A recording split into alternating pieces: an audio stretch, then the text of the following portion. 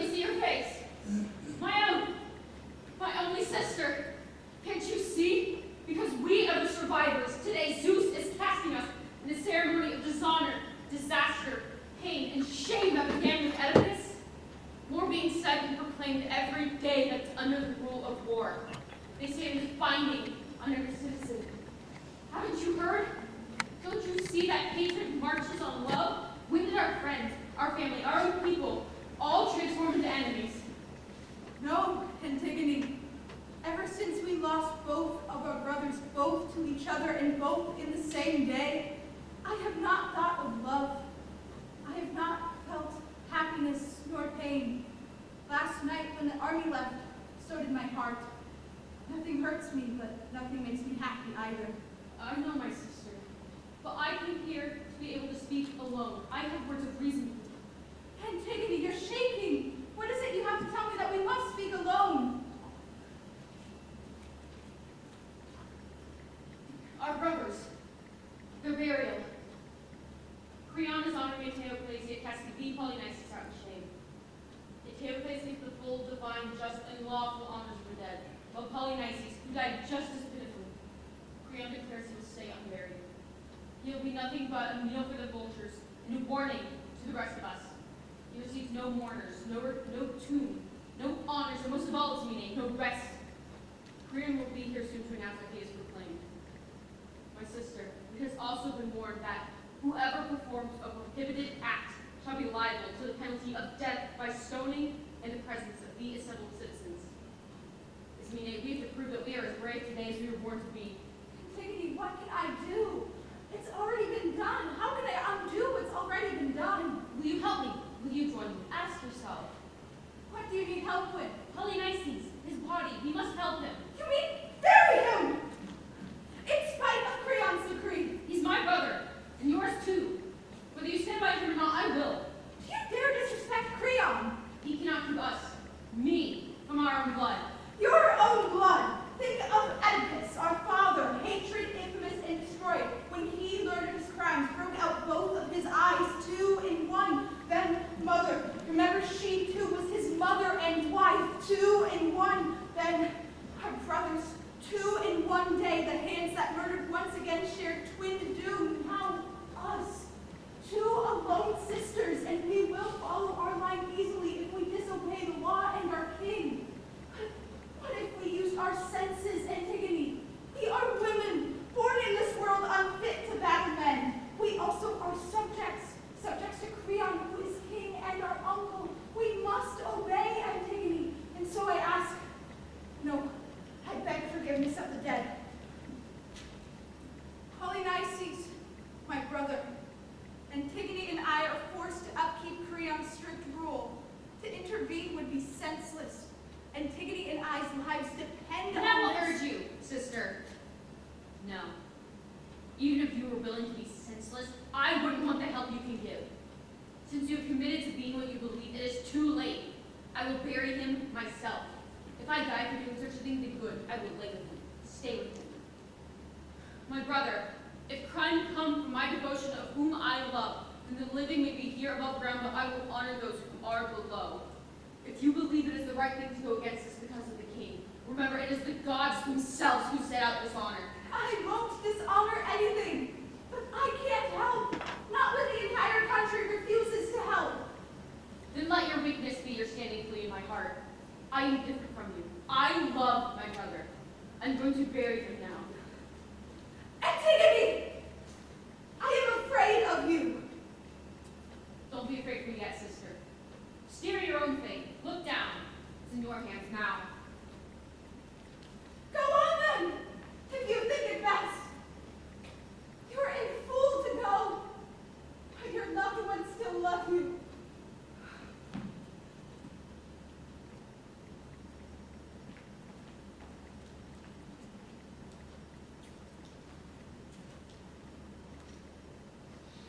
Beam of the sun, most beautiful light to ever shine over 7 gated Thebes. You have finally appeared, O golden day's eye, pouring over Dirce streams. You spurred headlong into flight the white-shielded man from Argos, once advancing in full armor, now in swifter retreat. Stirred by the disputes of Polynices, we have won. Like a screeching eagle, he flew above our land, covered with wing as white as snowy winter, with many a weapon and horsehair helmet. At our 7-gated entrance, he yielded before his jaws teemed with our blood, for the pine-fed flame of Hephaestus seized our crown and towers. We have won! Our Ares' cries were stretched across his back, no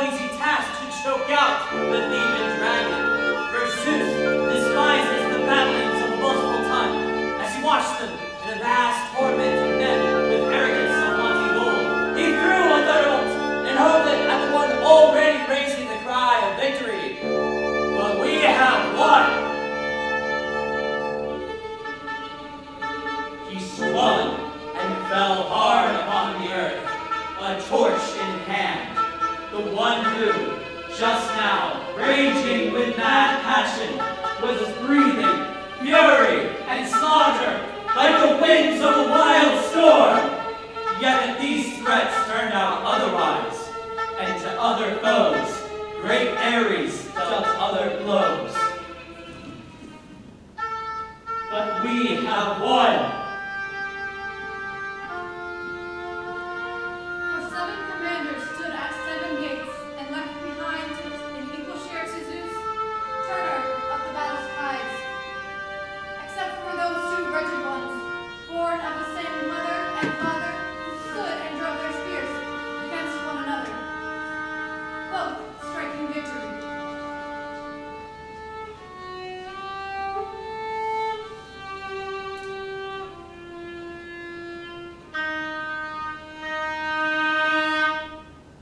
Both finding death in equal share. But we did win. Let's make ourselves forgetful of the wars of recent past. Let's make our way to the temples of the gods to dance all through the night. Let Bacchus lead the dance as he shakes the earth of Thebes. But look, our new King Creon. He is coming. He has called us all into special conference. No one knows what he is to say. Gentlemen of the state, the gods have tempted and taught our country tight. She is quaked with heavy weather. Now, it seems the gods have righted her once again. Out of all citizens I have summoned you. When Oedipus reigned, you stood by him. After his destruction, you stood by his 2 sons. Then, they both died the same day. One struck, and the other stricken. They being paired in doom, and uprooted within this twin pollution, I am next of kin within our family's lineage. Now that I rule, they are dead, and I am king. It is impossible to know a man's soul. Both his mind and actions are unknown to all until he starts to write and enforce his own laws. Why I believe a man that rules the state, but fails to embrace the best of men's counsels, while staying locked in silent fear, is the worst kind of man there is. I believe that a man who cherishes an individual over his homeland, be it both in blood and body, he, I say, is nothing. Even Zeus himself will see that we will not stay silent. If there is a single disaster against our homeland, be it person or thing, anyone who is loyal to the state shall never befriend an enemy. But they will strike them down. For the state is safety. When she is steady, then we can steer forward. And then we can love. These are my principles, and so too they are yours. Stay with me, stay loyal to me. Do as I say, and together we shall make this state thrive. But today, I am here to enact into law, considering the sons of Oedipus. Eteocles, who has fallen in action defending this great nation, shall receive a full, holy burial. The funeral will be suited for that of greatness and nobility. Polynices, his brother, the exile who descended from Hades himself, destined to destroy our homeland. He who betrayed the trust of his own family and ripped the trust of the state shall receive no burial. His body will be left apart for many men to see, and will be ripped for vultures in their own meal. He will receive no rest for the treason he's committed against our state. Let him be an example to all those who dare turn away from our great nation. I will not let criminals excel over our great men of honor. I will cherish friends of the state while they live and when they die. These decrees concerning the enemies of our state are for you to decide. The law is completely at your disposal, and we trust you to lead us to greatness. You, people of the state, See yourselves as guardians of my word. It is your job to upkeep these laws amongst each other, and to detect any enemies within our ranks. You have men you can put on duty. No, not for the corpse. I already have 2 guards there. Then what would you have us do? Don't give an inch of empathy to those who disobey. They're not one of us. Surely no one here is a fool. No one wishes for death. Yes, for the answer is death to one's fate who proves themselves an enemy.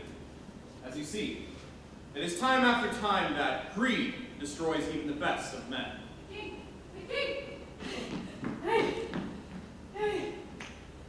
Oh, I came as fast as I could. I kept thinking the whole way I should turn back around from which I came. I kept rolling my thoughts around in my head with a concern for my safety. If I were to bring you what I have seen, even if what I've seen isn't really anything, I'm going to tell you anyway, because here I am in front of you. Yep, with a handful of hope that nothing bad will happen to me. Nothing more will happen to me other than what the future already has in store. What is the matter with you? What are you so afraid of? Well, first I need to tell you a little bit about me, because I didn't do this. And I don't know who did, so it wouldn't be right. Either way, if I were to fall in some sort of trouble. You aim well before you actually shoot. Your news must be something extraordinary. Sir, it's terrible. I don't know if I can bring myself to say it. Well, tell me now. Then I shall dismiss you and you'll be free to leave. Someone buried the corpse, Polynices. He's covered in dust. They must have given him the holy honors, and then they left, disappeared. Who dare defy my orders? Sir, I don't know. The ground is hard and dry. There's not a single mark from a shovel or a pickaxe, and there's not one wheel mark. Whoever did it, there's no trace of them, nothing at all. At first, when light shone on the missing body, we all fought, swore, and argued that none of us saw or did it. We are ready to hold hot iron, walk through fire, and swear by the gods that we did not do it. When we were finished, one man spoke up and left us all hanging our heads. He said that we could not hide this from you, that we must go and tell you. And I must be very unlucky because the task fell unto me. I'm the winner, and here I am, and I do not want to be. Maybe this was the work of some god. Surely not one of your own subjects. Stop! Before any of you speak another word, and you end up saying too much. You failed to prove yourself as an old man. But your speech has led me to believe you are senile. It's almost humorable to think that the gods would regard any sort of concern for the likes of a corpse that should be rotting food for all to see. Why would they honor him when it was he who came to burn down their temples in our great city? Can you imagine it? Gods honoring criminals that strike against them, against us. Impossible. But for some time now, there's been a certain type of men in this city. So they say. They cannot keep up with my laws and decrees, so they mutter about me, then hide, shake their heads, instead of standing up for what they supposedly care about. These type of men, they could have been the ones to bury the corpse. But think of this simple concept, my gentlemen of the state. Money. Money. Nothing more evil for humans has ever sprouted from this earth. The men who did this, they could have done the act for a bribe. There's nothing as evil as silver. It corrupts entire states and lures men from their homes to commit godless acts. Anyone who has ever committed an act and taken a bribe against the state, hear my prayer. By Zeus himself, I swear it, I am taking an oath. Unless you bring me the ones who did this, death will not be enough for you. You will hang until you tell me who did it. And just so you know, all of you know, taking a bribe and trying to do what you can where you can't is wrong. You will see. What you cherish, shame infiltrates it, makes it weak, and you hide it. This type of bribe and money wrecks men, and very few will escape it alive. Sir, may I speak, or would you like me to go? Do you truly wish to speak after all that you have caused? Every time you speak, you bring even greater pain. Does the pain I give you reside in your ears or your heart? What of this anatomy? Do you dare test the limits of my grief? Sir, I only pain your ears. It is the criminal who pains your heart. Now you are just spewing nonsense. Perhaps, but I tell you this one thing to be true. I did not do this. You are nothing but a viper waiting for your prey to get close to strike. You sold your soul for silver. I did not. I'll tell you one more thing before I go, and that it is a shame when the judge misjudges. It's unfortunate to make up your mind when what is wrong looks right. I will leave the subtleties to you then. But unless you bring me the ones who did this, you'll soon realize your ill-gotten gains bring you nothing but misery.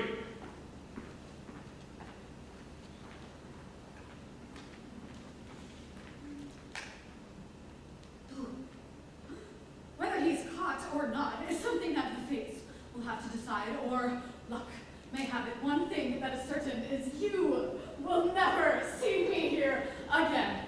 I was merely saved by the gods just now, and thanks to them, I'm alive.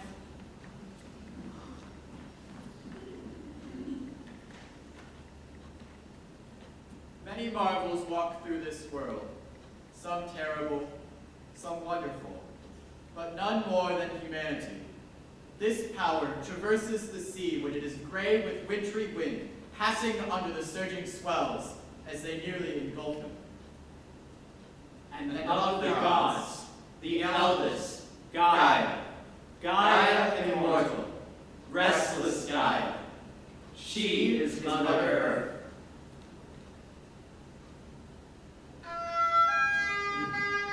She wears out by turning her soil with plows, and the stock of horses moving through them, back and forth, year after year. The breath of hers taught us language. She taught us how to breathe through her, be that our spirit of thought, griefs to give laws to nations, fears to dodge weapons. Weapons of rain, winds, and the homeless cold. Always being clever, she never fails to find a way to allow fate to find her way too. Until Gaia breeds Hades, the inescapable, for from death alone, There is no escape, no rescue. it only is. Gaia's breath fades. Grief and fear are no more, neither are happiness nor love. Life may veer towards evil, other times towards good. While heeding the law of earth and the sworn oath of the gods, stateless is he who boldly dares to commit sin. May he who does these things neither share my heart nor think like me. Am I right or am I mistaken? Antigone, daughter of Oedipus, where are you going? Where is he taking you? You have not broken any law of our king. I did it. I buried him. I gave my brother the honor all dead deserve, the honor my other brother got. They are both now resting with the gods. Gentlemen of the state, attention! Here is she who has buried the corpse. It is I who have brought her here so that she can pay for her terrible crimes. But where is Creon? Arriving perfectly on time seems to be just my luck with the fates. What do we have here? What lies before me? This is the girl who buried the corpse. We caught her at it and brought her here to you. I told you, sir, it was not me. This is the girl? Where did you find her? And how? The way you threatened me shook me like a storm. I made an oath to never return here again until I found the one who buried the corpse. It wasn't long before she returned to tidy up the grave. Are you sure that it was her? This is the girl I saw bury the corpse. The dead body, the dead traitor that you proclaimed that no one was to bury? Well, how do I know that you're not just making this up? You're blaming this innocent woman for your own crimes. I swear to you, what happened was, when I returned from you giving us your terrible threats, your men immediately set on uncovering the body. We stripped it completely naked. It was oozing, and we had to stand upwind due to the smell. Every man did keep watch and threatened us to keep our own. High noon came and went. With the sun directly overhead, the land was hot and roasting, and the sun was a glittering circle stuck in the middle of the air. And then it set. All of a sudden, there was this twisting wind upon us. It must have been the evil in the heavens from gods, engendering a storm of dust on us. It filled the plains and the forests, and we sat, closed our eyes, and understood it as fate. And then it left as quickly as it came. Then there was this girl. She was wailing a very bitter sound, and when she saw the body, she did wail. She prayed curses on who did this. On us, on the state, on me. She poured handfuls and handfuls of dust over the body. She held an urn, made 3 offerings. She held it high and did anoint the dead. When she was finished, we arrested her and accused her of doing it the first time. She did not deny it. This makes me glad and sad, for it's good to escape the gallows, but to cast another one therein makes one grieve. You, the one who hangs her head, the one who doesn't dare look her own uncle in the eye. Was it really you who betrayed your own blood, your own country, by burying your brother who betrayed us all the same? I did it. I denied nothing.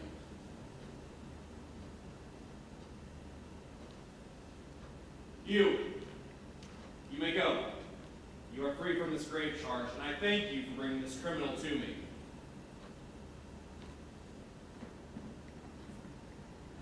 Now, girl, be frank and honest. I don't have much time for you. Were you aware of my decrees at the time of committing this act? Yes. And I couldn't bear to hear it when it was made public. So I did something about it. And you still dare defy me? The king? Yes. And I would do it again. Because it was not Zeus who proclaimed it. And I would detain the gods of justice, no Hades or any other god of the dead. Your decrees are not strong enough to outweigh the laws of the gods. You are only human. Don't forget this. For it seems you already have. Humans cannot make laws that violate other humans and disrespect the gods. The laws that the gods have made are not for today or yesterday. They're laws forever. And fate, she is the one who keeps us alive. I was not about to pay the gods' price for one man's arrogance. We all will die one day. How could I not? Even if you had not made your decree, it would still be so. But if I died before my time because I honored my brother and laid him to rest, I count it as a gain. When you live among as many evils as I do, how can I not live better in death? It will be painful at all for me to meet this fate. But if I had allowed the son of my own mother to die and remain unburied, that would have tortured me. But this is nothing. Am I the fool, or is the fool the one declaring an act of treason and confusion for it being an act of love? Clearly you are your father's daughter. He never knew when to back down, especially when fighting powers bigger than him. That may be true. but stiff minds are often the first to collapse. Laws were made. She broke them. This girl knew full well she was committing a crime. She's even committed a second outrage of being proud of what she's done. Now either I'm no man, or she has become one. If she's to get away with this, she may as well be king. And I don't care that she's my niece. Even if she was as close to me as my own wife and son, her and her sister will never escape this horrible fate. I believe her sister has an equal share in this burial. Go get Ismene. She will have to pay for the dishonor my family has brought upon us. I blame her as well, for she was just back at home, wailing, completely out of her mind. Women's minds will often betray their guilt before the act is done. I hate when a criminal's been caught, and they try to beautify their own guilt. What more do you want than my death? Nothing. Once I have that, I will have everything. Then what are you waiting for? There is nothing I want from the coward that stands before me. Surely you can see your decree is wrong. You proclaim that everyone here is happy to hear your words, but you know inside that fear shuts their mouth. I hope you know that tyranny has many blessings. In particular, it can do and say what it wants, but fate will soon reach you. No decree or law will stop her. You are the only citizen that thinks this. The rest stand with me. Aren't you ashamed to dissent yourself in front of these good men? They only stay silent to please you, but shame? Shame will have no power while I still have loyalty to my brother Polynices. Who is the enemy? Tell me that. Wasn't it your other brother, Eteocles? Why do you only honor Polynices? You dishonor Eteocles and leave him rejected. Yes, they are brothers. They are my brothers. They come from my mother and my father's same as me. I know Eteocles is dead, and I do not dishonor him. You dishonor him by honoring Polynices. Polynices ravaged this land. It was Eteocles, your other brother, who tried to save it by defending itself. And they're both dead. Death is a god whose laws will be obeyed by all. And who's to say good and evil are seen as equals in death's laws? Nobody. We won't know until it's our time to. Maybe down there all is pure.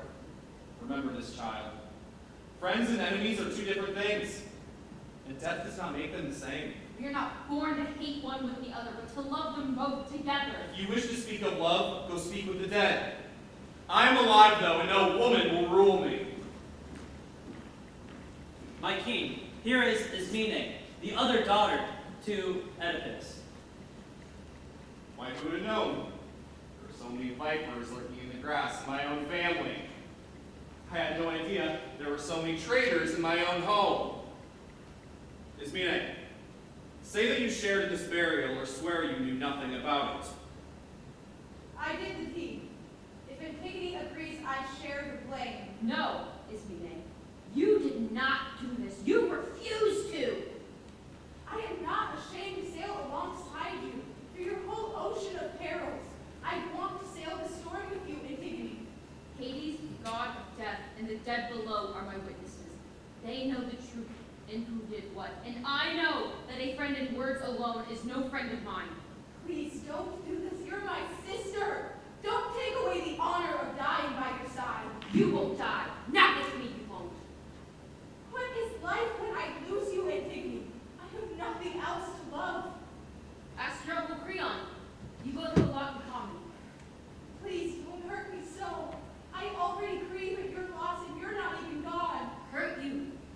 Ismene, I laugh at you. I laugh out of pity and shame for who you have become. What do you want me to do? Save yourself. I want you to keep on living. It is what you have wanted since the beginning, after all. No! Please, Antigone, don't let me die alone. You choose to live, and I choose to die. I've gathered that one of you has gone mad, while the other has been mad from the start. I'm sorry, sir. Sanity we're born with doesn't stick with me when things go badly. It wanders off. Certainly for you. when you choose to do such evil things to your own family? My lord, my king, what kind of life could I live separated from her? Speak no more of her. She's not yours. She no longer exists. You really killed your own son's bride? Your own niece? You will find someone else. Will you really deprive your son of his own wife? I won't have to. Hades has stopped this marriage for me. It's settled then. She is to die. Yes, of course it's settled. Bring these two inside. From now on, you are not allowed to leave these two women alone.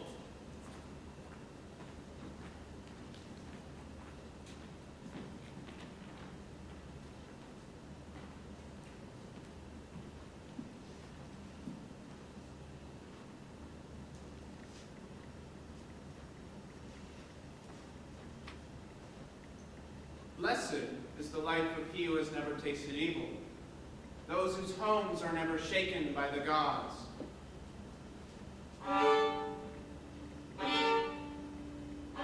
The ancient miseries of the house of Labdacus all fall on top of the miseries of the dead.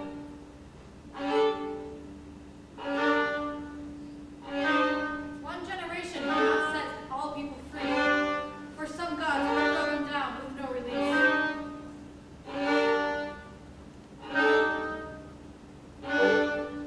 For the bloody dust of the gods of hell, madness faded logic, and principle turned to frenzy. It then cuts down all rays of light and snuffs them out, which the light had tried to shine itself over into the furthest roots of the house of Oedipus.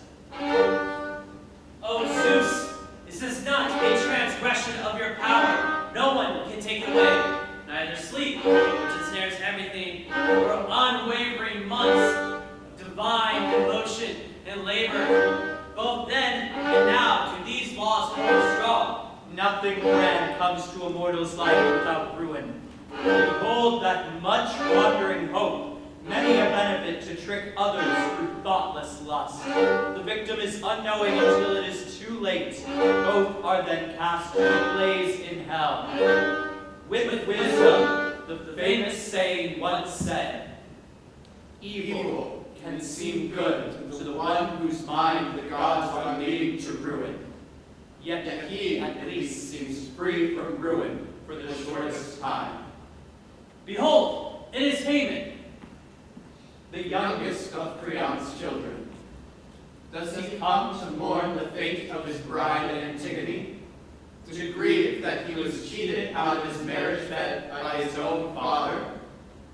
Though stray hope out of light-headed longing is help many need, others find it as deception that creeps on fools who willingly step into the fire. Some say only a man will decide what bad is good, and even he lives briefly outside his own disaster. Oh, child, truly you cannot be coming to your father raving about your bride-to-be. Haven't you heard the last vote has been cast? Antigone is to die for her crimes against the state. Do you know that I am yours? Your ally through thick and thin. It is true, I am your son. You direct a course for me, and the gods say I must follow it. I don't believe that marriage is more important to me than my devotion to you. Your great leadership will be a beacon of light for our state to follow to victory. Make sure to hold that in your heart. And you must support your father's judgment, always. This is the very reason why parents prayed for their children to be obedient. So they'll go blow for blow with their enemies and still cherish their loved ones, just as their father would. But for someone who raises hopeless children, what else is there to say except they only cause more trouble for themselves? Gives their enemies something to laugh at. Now, my son, you must never lose your head for the pleasure of a woman. You will soon realize Antigone will grow cold to you, and you'll forget about this wretched woman you let into your bed and your home. Dismiss her as if she were an enemy. She will be married off to someone in the house of Hades. Dismiss her as if she were an enemy. Everyone has seen how she turned against us and committed a crime against the state, and so I must kill her. Let her sing a prayer to Zeus that rules over families. If I'm able and allow my relatives to run all over me, everyone will follow suit. Who would trust a man to run a city if he can't keep his own house in order? The worst crime there is disobedience. It topples cities, it makes fugitives out of families, it puts armies to flight. When there's good order, obedience to authority saves many lives. And I will do everything I can to keep good order of things in this city. And so I say, my son, we should not let ourselves be seduced by women. It is much more of a legacy to be dethroned than bow to a woman. And if he does, it proves that he was just as weak as her. Our great leader speaks truly. Oh, may his wisdom lead us forth forever. But Father, please consider this. The gods implement intelligence in all humans. That is the divine way. All beings, be it man or woman, have their own free will. I may lack the power you wield, but trust your one of two sons when I say a second opinion may be valuable. We're handling this situation incorrectly. Now, as your son, I am obliged to look out for you whenever a person speaks or acts against you. But you scare the public. They are afraid to come to you if their thoughts differ from yours. If I listen under cover of darkness and I hear how our city mourns for our young girl, saying that of all the women in the state, it is she who least deserves to die this way. All she did was bury her brother and not allow him to sit in his own gore and blood, to be torn to pieces by flesh-eating dogs and birds of prey.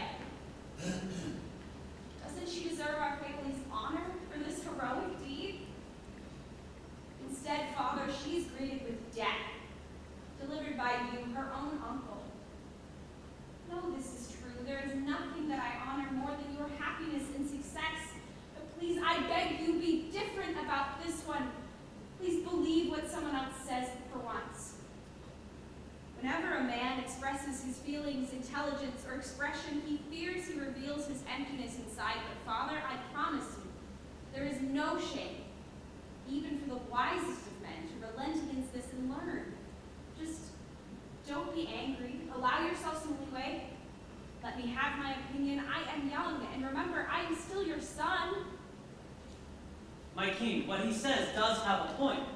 You do well to listen and learn. And you, son, he is your father. You guys have both spoken well. Men our age, learn from him? I'm doubtful. Are we so rattled with age now that young men may do the teaching? That's not right at all. Even if I am young, it's best to judge by my actions, not just by my age. Are you truly giving your loyalty to the rebels? No, my dear father, I would not even tell a stranger to Did the girl do wrong? Answer the matter of fact. I swear to you, sir, the whole nation denies it. And I swear to you, son. No, I ask you. Does the nation get to tell me what laws to make, or what orders to give, especially for our greater good? No nation belongs to one man. No nation belongs to a handful of men. Our nation is all of us, all who serve and work and stay loyal no matter what. That is what makes a nation, and the laws should benefit them. Nations belong to the men in power, son. That is common knowledge. As for the girl, I would rid yourself of her. Stop fighting me and realize what is right. It is your side I am on, but my concern is about you. What a fine son you are, putting me on the stand in my own kingdom. I made this and I made you. Don't make me regret that. All I am saying, Father, is please, you're making a mistake. The whole nation agrees that you're a witness against yourself. What mistake do you keep going on about? Is the mistake to respect my high office? Respect? You're showing respect by dishonoring the gods. You are a rotten, pathetic man who is stuck on his knees for a woman who is already dead. Everything that comes out of your mouth is a devotion to her. You can say I am on my knees all you want, but you and I both know I never surrender when I know something is wrong. You're a fool. Antigone will not marry you, not in this world. Then she will die. And trust me, Father, when I say her death will be the destroyer of worlds. You're like a small boy again, threatening me when you don't get your own way. No, I'm just arguing with an endless pit that is in front of me. It's clear that I cannot teach you. So it's time for your tears to do the teaching. It's clear you want to do all of the talking and none of the listening. Don't father me. You are no son of mine. My sons are warriors. You're the slave to a woman and you are her property. You'll soon realize you can't insult your king and walk away laughing. Go get the girl. I want to see her. Then I'll have her killed in front of her pathetic groom. No! You will not kill her beside me. For as long as I am here, she will not die. Stay with your loyal subjects if that is what you want. For no matter what you say, they will rant your raves and agree with whatever you say.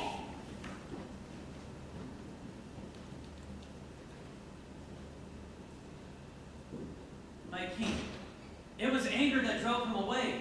Go get him. Persons his age can be dangerous when they are hurt. Let him go. He's just a boy. He can't save those 2 girls.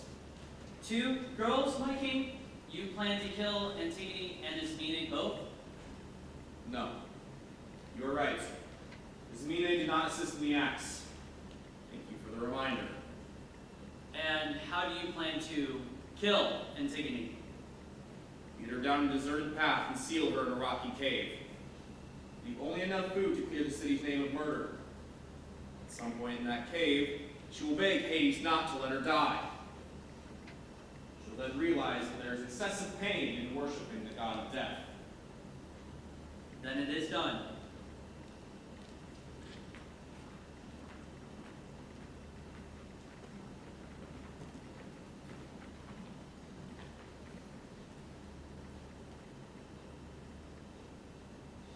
Desire, unvanquished in battle. Desire is who falls upon the richest. Desire is who sleeps every night on a young maiden's tender cheeks. Desire is something that no man who lives can escape. Desire's victim is always driven mad. You lead the minds of the just astray towards disgraceful insult. And desire wins out, shining from the brow of a brilliant pride. Desire is sitting in the office declaring that his words are the great divine law. For while this battle is waged, Aphrodite laughs in the distance. Yet, now, seeing these things, we are forced to transgress justice, no longer strong enough to restrain the river of tears from the earth. When Antigone proceeds to her final place of rest. Don't look away, citizens and followers of Creon. Of my fatherland I have been betrayed, and I set out on my final trek. I am on my last journey as I'm gazing upon my last sunlight. But Hades, whose job is to put all to sleep, leads me, still living, without the bridal song which I was due. No song is sung for me at my marriage, and no music plays for my lover's union. There's instead nothing but silence for the union of the river and I. You go with fame and glory to the hidden place of the dead. You have not died of the plague, or fallen upon the horrors of war. Instead, you died by your own accord.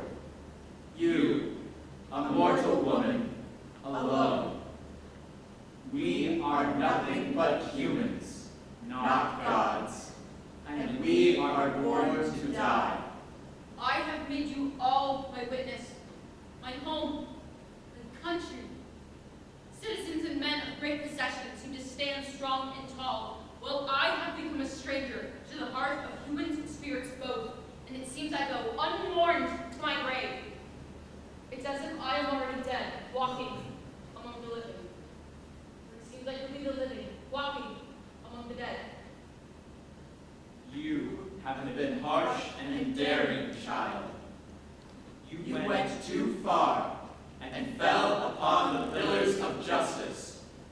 Now you must pay for you and your father's crimes. My father's grief was a blight on my whole family, it seems. You've touched a painful memory. Oh, and my mother's disaster of a marriage with my father's incestuous intercourse. From such people I was born. I go to them now, to live, accursed, unmarried to my maiden. Oh, my brother, who secured in your death, you have slain me alive.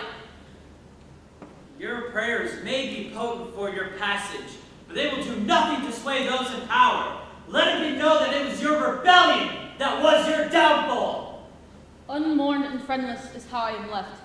The path is ready, accompanied with no wedding song.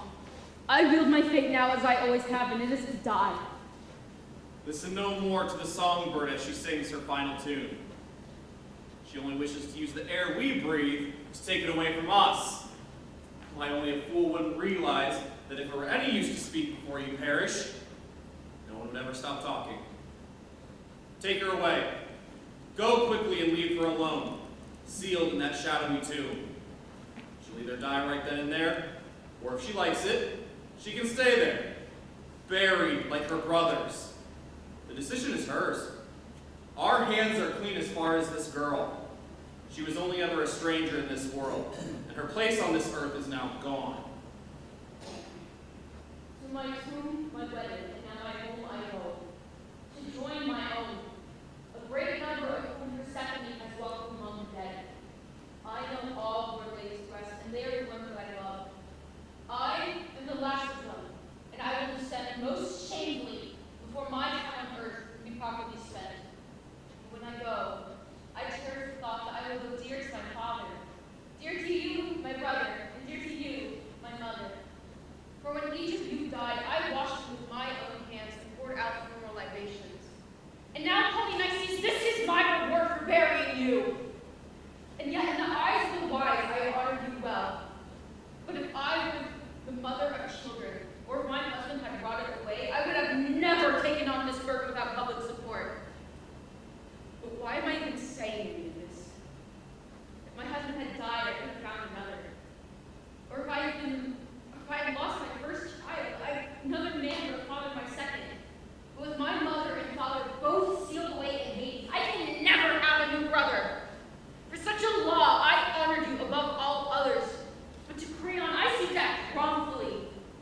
To some, I was terribly reckless, dear brother. And now Creon leads me, by the hand, receiving no share in marriage or in nurture of children. But in this way, I have been deserted by the rest of my loved ones. What holy law did I violate? Why must I, an unhappy girl, still look to the gods? Who shall I call my ally when pious behavior has incurred me the charge of impiety?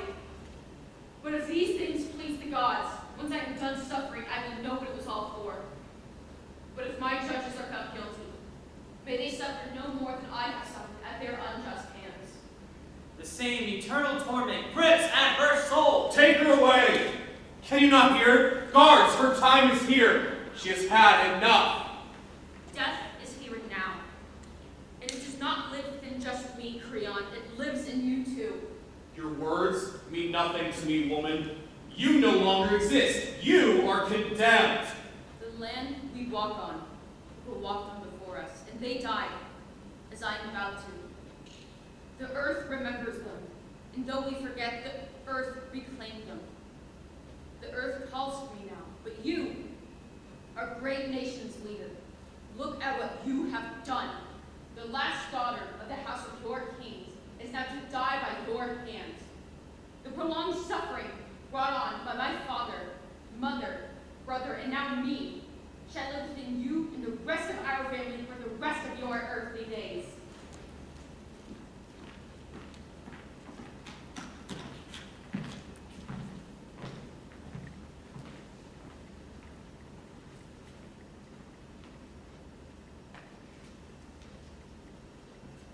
And even thus, in an elder day, what's Danae? Young and wistful, taken away from the sunlight, Noble of blood was she, taken away and hid in a brass-walled prison.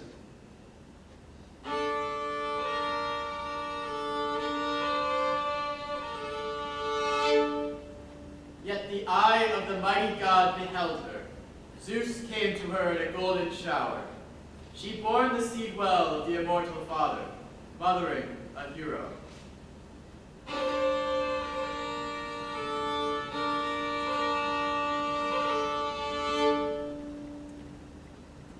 Noble too was the Adonian chieftain. He was who spread the Bacchanalian fires too rashly, upsetting Maenads, taunting Dionysus, and angering the Muses.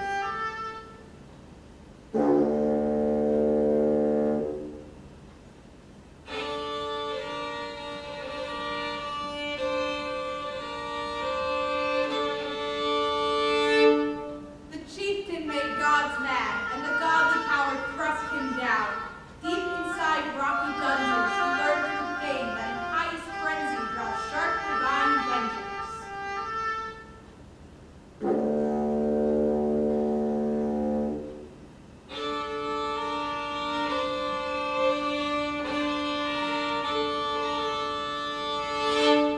That grieving mother of the implacable wife of Phineus, she struck her children's eyes with her loom's needles.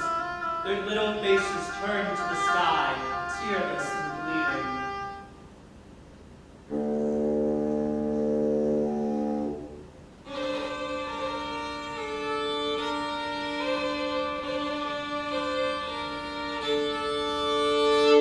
The daughter too, the one that sprung from Boreas, rearing in the wind's caves, fleeing on foot across hills, and upon her too the fates come.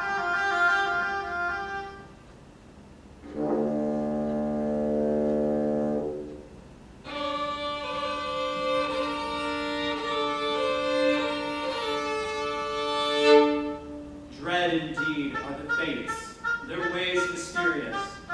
Neither by wealth nor war, and neither by hiding in strong-walled towns, nor fleeing in ships, shall any human escape from fate.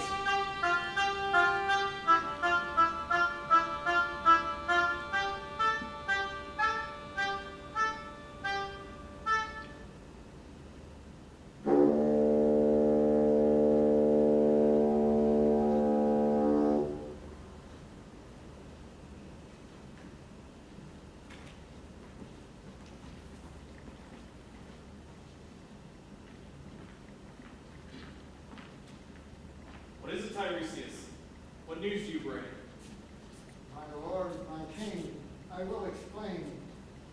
But obey the prophecies I have been blessedly bestowed to tell. I would not stray away from your wisdom at a time like the present. In so doing, you have brought greatness to the city. Yes, I have experienced your oracle's great benefits to this now powerful nation. Be wary, great Creon. You are treading once again on fate's razored edge. What do you mean? Your voice is making me tremble. You will come to understand when you know what the signs are. When seated at my station, deep in meditative thought, I began to hear a cry. It seemed to be the cry of a songbird, beautifully elegant, but heartbroken and sad. There came another sound, this being another bird, an eagle, sounding putrid. The eagle attacked the songbird, and then the songbird began to fight back, tearing at one another, clawing for murder of each other. Their screeches like symphonies from hell, with their talons and slaughter. But the beating of their wings was not meaningless. This frightened me, Creon. The whirring of their wings was enough for me to light the fires. I prepared to make a sacrifice. I tried. But from the offerings there was no flash. From my sacrifice, Hephaestus, god of fire, did not rise. Instead, a putrid slime drove down, smoked and spat at the ashes. I have learned the omens of that perplexing sacrifice, for they are my guides, as as I am guide to others. You are the reason your city is filled with plague. For the ill-fated Polynices, son of Oedipus, betrayed and dishonored by his uncle. And so all the altars and hearths are filled with vultures and hounds. No longer do the gods receive sacrificial prayers.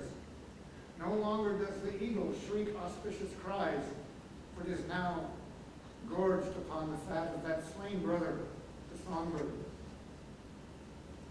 Let the dead man rest. Do not kick at his corpse by killing another. Where is the good in killing the dead a second time? Ponder this, child. For all men make mistakes. But when a man does wrong, if he makes amends and moves forward from his mistake, he is no longer unwise or unblessed. But your stubbornness has made you clumsy. You two! The only plague in this city is the one riddled against me. You and everyone else has come to attack my actions as king. You and everyone else think that I am weak, unable to govern such a nation. Or, you and your kind for a while now have been trying to sell me out. You want money? Is that what you want, Tiresias? However, with your piety straight, you would never steal from a man in a tomb. Not if you were ripped apart by eagles and hauled off to the throne of Zeus. I'm not afraid of you, Oracle. I won't let you bury him. I know full well in my soul, no man has the power to pollute gods. But sweet Tiresias, my dear Tiresias, please listen. It is wonderfully clever men like yourselves who fall the hardest, especially in disgrace, when you hide such ugly ideas behind pretty words and speeches to make a profit. Does anyone you know, or does anyone consider... Consider what? What universal truth can you possibly proclaim now? that man's greatest gift is reason? What value does money have compared to good advice? Or how much worse losing your good judgment is? For madness is our own greatest curse. You have clearly come down with that disease, Creon. You're sick. Tiresias, That is what is wrong with you. Tiresias, I will not insult a prophet, so I will not trade insults with you. My lord Creon, but that is what you are doing, don't you see? You say that my prophecies are false. All I say is all prophets love money. All tyrants love theft. Do you realize that you are speaking to your king? I do. But you saved the city only because of me. You're a wise prophet, and yet you love doing the wrong thing. Your ignorance and hatred will force me to utter the holy secret within my heart. Well, go on. Tell it. As long as I know you won't be talking for a prophet. Hear my words, or no one will profit. You should know that you will not live through many more courses of the sun before you are handing over a corpse from your own blood, a corpse for corpses, your sons, casting down a God of heaven, for lodging in a shameful grave a living soul, for keeping here on earth what belongs to the gods of hell, a corpse, unburied, unmourned, unholy. Neither you nor the gods of heaven have any say in these matters, yet you have done them violence. For these crimes, the vengeful executioners, the furies of Hades, wait in ambush for you, ready to ensnare you, these same terrors. And to think that I would say all this for a little extra silver. It will not be long until the shrieks, women and men alike, rise in your home. Wild with anger are all the cities. Butchered citizens were buried like dogs or beasts or whirling buzzards. Creatures that stained their cities and homes with polluting speech. These creatures have heard your sins coming after you. Creon, you may keep firing your nasty arrows at anyone who stands before you. But it would suit you best to open your ears and your heart and let your tongue keep silence. Now, I must go. Your attacks have been dealt, and all my cards are laid before you.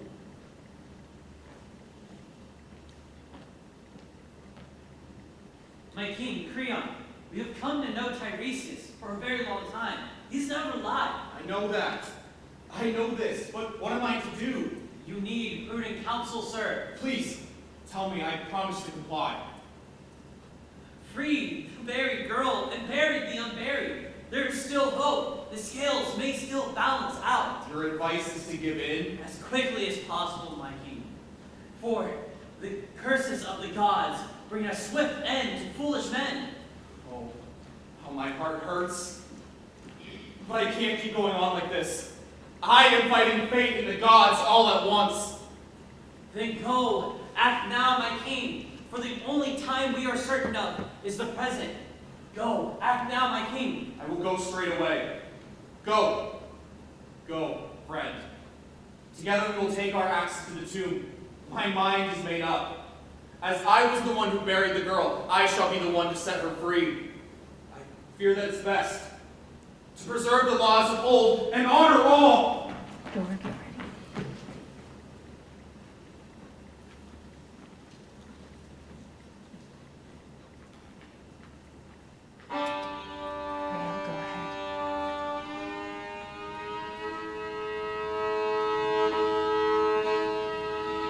You, God of many names, Dionysus, Bacchus, your home is here.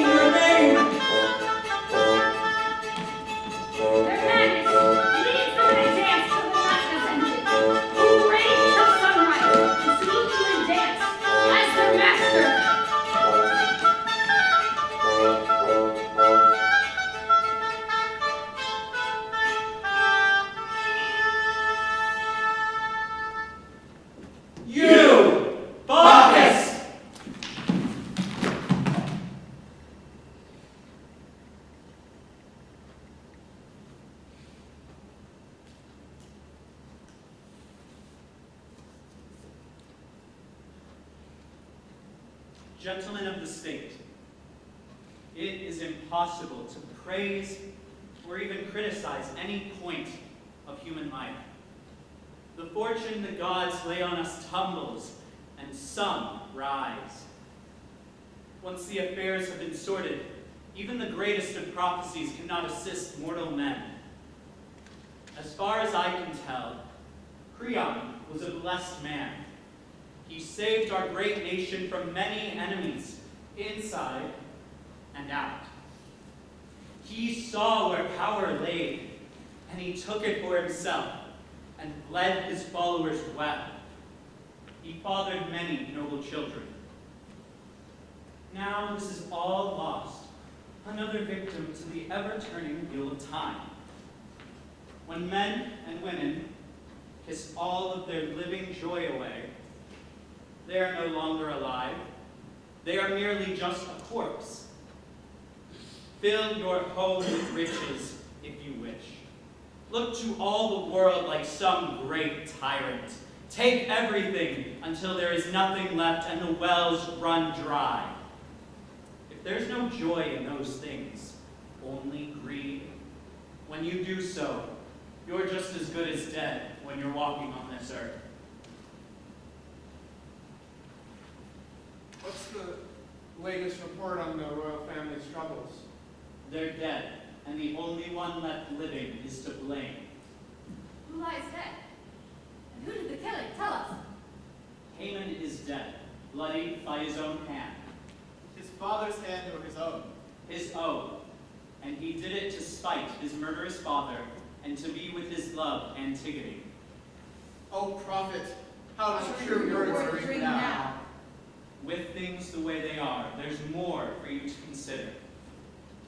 I followed Creon as his guide to a distant field where lay unpitied the corpse of Polynices, torn by dogs. Creon was begging Hades, god of the dead, to restrain his anger in mercy. Then we washed him with holy washing, and we burned him together with fresh plucked branches we found lying about, and we raised a high-roofed mound over the land. We then entered again the girl's stone-lined chamber, the bride of Hades, Antigone. But we heard in the distance a loud shrieking sound coming from another room. We went to tell Creon, but he was in his own pit, collapsed in a fetal position. As he drew closer and closer to the chamber, he said snippets of her wretched cries surrounded him, until he broke down in tears and began to wail aloud, crying, "O wretched me! Am I a prophet of doom? Am I making my way down the most unlucky path of them all? My son's voice calls me, but servants, go there quickly, and when you get to the tomb, enter where the stones have been taken out, and tell me if it is Haman's voice I hear, or if the gods are playing tricks on me." We went to investigate, as our disheartened master had ordered. In the very back of the chamber, we found her, hanging by the neck, dangling from a noose of fine thread, and him, embracing her waist, bewailing the death of his bride, the deeds of his father, and his cursed marriage bed. When his father saw him, he cried out in horror and rushed in, and wailing aloud, he shouted, "O wretched boy! What have you done? What were you thinking? What misfortune has destroyed you? Come on out, child, please, I beg you." The boy glared at him with fierce eyes, spat in his face, and said nothing. He drew his double-edged sword. In a fit of rage, he swung and missed his fleeing father. And then, that poor, angry boy drove the sword between his own ribs.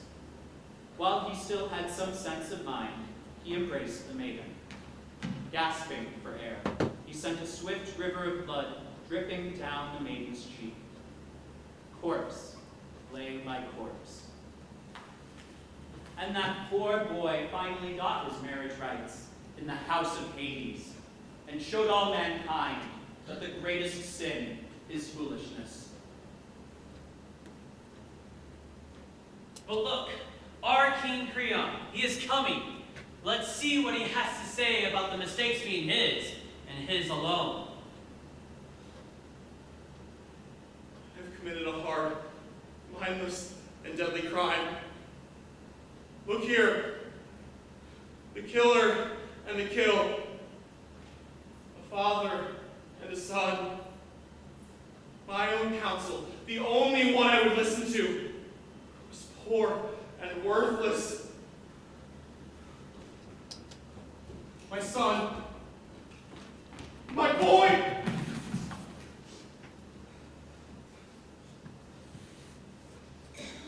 He was young, and death has come too soon. I was wrong. but not you. Now you truly see what justice is, but it is too late for your family. They have died because of your hand. I have learned, and I am ruined. I thought I was a god, but I am just a man. My lord, you have come with grief like money is your hands. You have killed more than just your son. For all my crimes, this suffering will never fix itself upon another. Oh, I have killed my entire family. They have perished because of me. Please, take me away from here. I don't want to be here anymore. I am nobody. I want to be nothing. Hurry? A worthy suggestion, if made by a worthy man. If worth, value, profit, all exist in evil, then in the midst of evil, the fastest plan is best when evil is gnawing at your feet. Please, I beg you. Why won't the end, my final day on this earth come at last? I don't want to see another day. That will have to come later. We must tend to the matters at hand, for they have fallen on our shoulders. But everything I hoped for was in that prayer. Then stop praying. Mortals will never have rest from the troubles of fate. Please, I beg you, take this empty man away. My courage and excellence has been turned against me by my own hand. Now my Thebes, look what I've got. My son has died too soon. It is all because of me. My family has perished because of me. I should fall now too, but I am too weak to do it myself. Please, take me away. Take this empty man away. Leave me for the vultures. They will rip me apart for their own meal. And that is how I want it. Reason is by far the most important part of happiness. As for the gods, you must take care not to misstep in any way. A boastful man's mighty words are paid for by mighty blows. Though Creon has fallen, we follow him still. It is all downhill. So now may our violent hands be cut off so that they never strike again. And those who have seen all that has come, and all that is to come. Time is short, and the unknown surrounds us. It's not enough to live unthinking and happy and patiently bear oppression. Oppression will not let you learn its tricks through gaining wisdom in age. So stand, and stand tall. Our